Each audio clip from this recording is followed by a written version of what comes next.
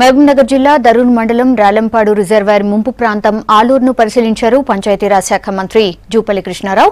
ముంపు ప్రాంత ప్రజలతో మాట్లాడి వారి సమస్యలు అడిగి తెలుసుకున్నారు.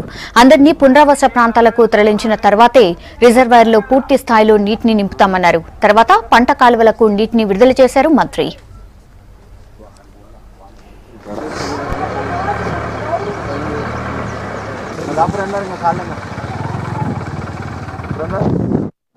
నీళ్ళు అనేది ఇప్పటికే ఆలూరు గ్రామంలోకి ప్రవేశించింది. ఆ గ్రామంలో ఉన్నటువంటి రైతాంగానికి కావచ్చు, అట్లాగే రైతు కూలీలకు కావచ్చు, ఇంకా కొంత పెండింగ్ పనులు ఉన్న కారణంగా పూర్తిగా నింపలేకపోతాను.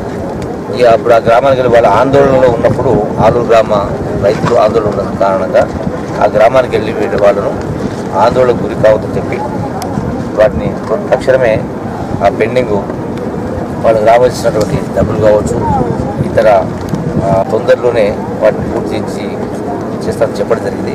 వచ్చే 15 రోజులు, నెల రోజులకునే పూర్తి చేసి ఈ యొక్క ఆలూరు రిజర్వాయర్లో 4 TMCలు స్టోరేజ్ ఏర్పాటు చేస్తాం.